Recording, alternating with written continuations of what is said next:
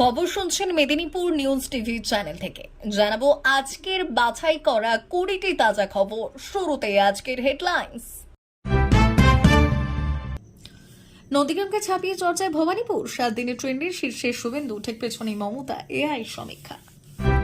তার দখলে বাংলার মসনদ, ভাগ্য নির্ধারণ করবে যে 5টি হাই ভোল্টেজ বিধানসভা কেন্দ্র। বহিষ্কারের হুঁশিয়ারি মমতার, পাল্টা হুঙ্কার মনিরুলের, চ্যালেঞ্জ ছুড়ে ফারাক্কায় লড়াইতে অনর্বিদায় বিধায়ক। ভবানীপুরে বাড়ি বাড়ি প্রচারের সাদা পোশাকের পুলিশ অনুসরণ করছে, জ্ঞানেশকে চিঠি শুভেন্দু, সোশ্যাল মিডিয়ায় ছবিও দিলেন। বকেট ভরবে সরকারি কর্মীদের, বকেয়া দিয়ে নিয়ে নবান্নের মাস্টার প্ল্যান। খুশির খবর আসছে এই তারিখে। আছে বিস্তারিত খবর। নন্দীগ্রামকে ছাপিয়ে চর্চায় ভবানীপুর, 7 দিনের ট্রেন্ডে শীর্ষে শুভেন্দু, ঠিক পেছনেই মমতা। এআই সমীক্ষা। 2026-এর মহাযুদ্ধের দামামা বেজে গিয়েছে। গত 7 দিনে বাংলার রাজনীতির গতি প্রকৃতি কোন দিকে?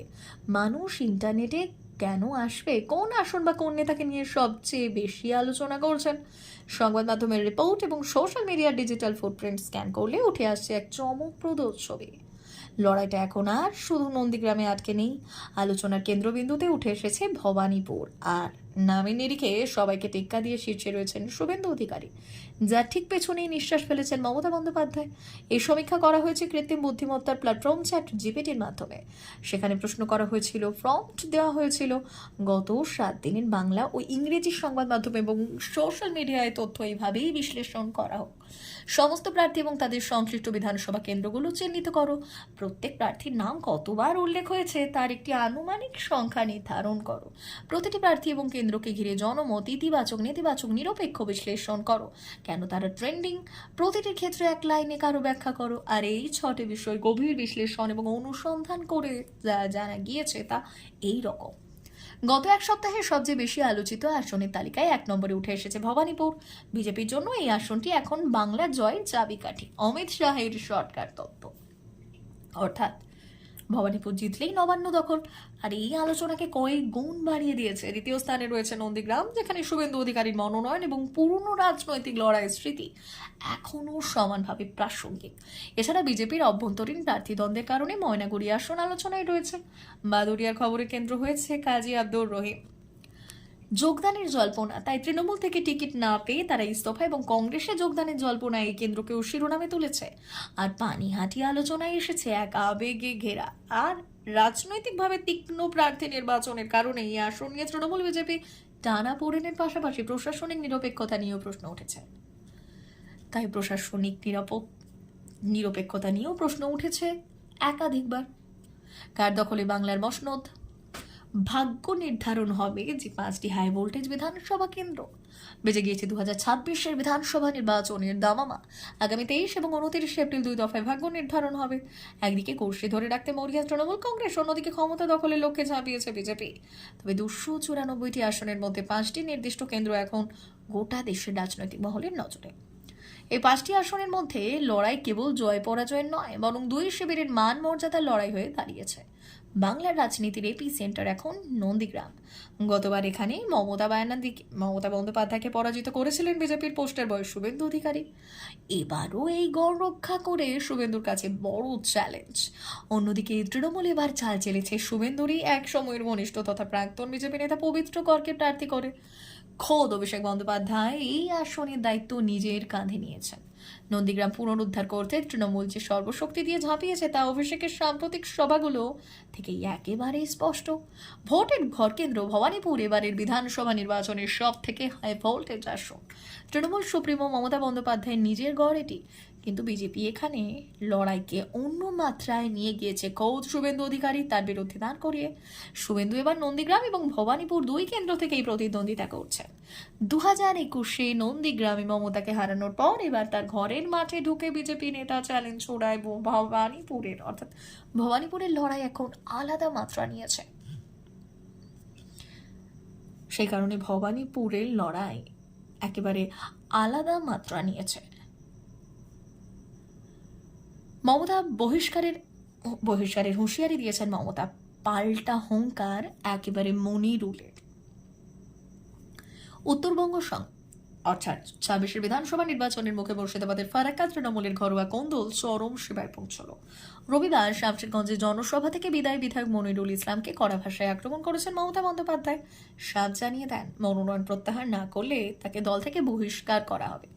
ভবানী জবাবে মনিরুল জানিয়ে দেন, তিনি কোনো চাপের মুখে কিছু ঘটবেন না।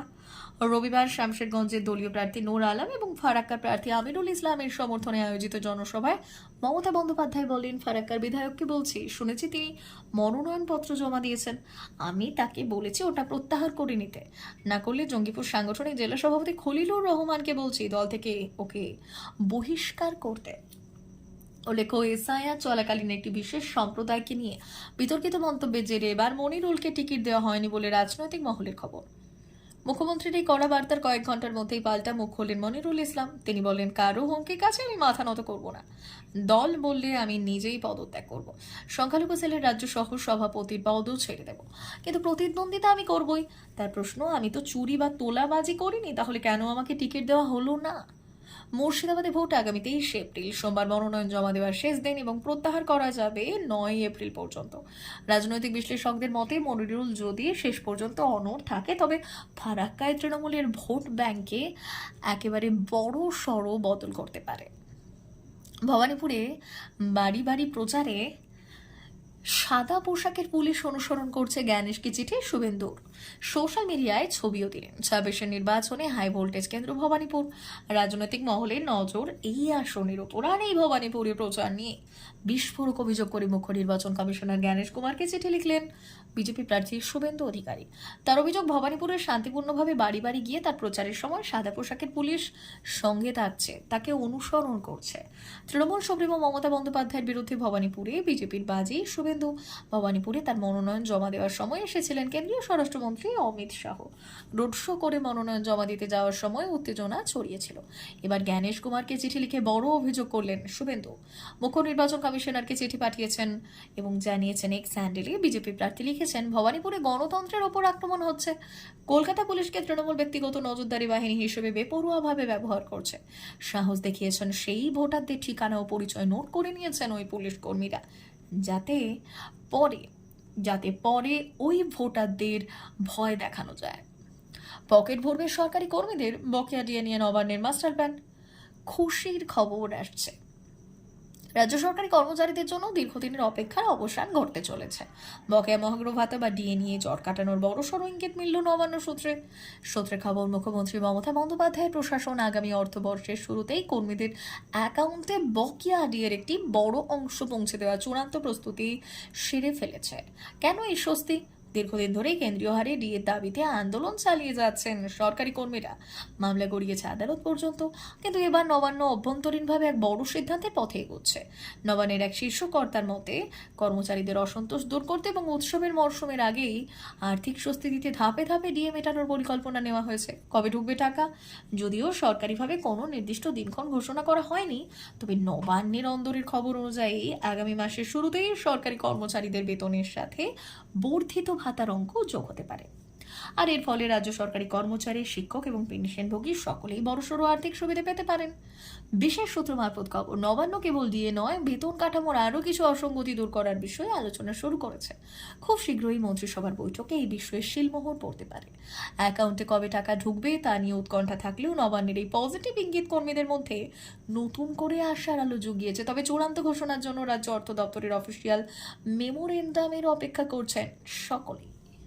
প্রিয় দর্শক, এখনকার মতো খবর এই পর্যন্তই। ধন্যবাদ।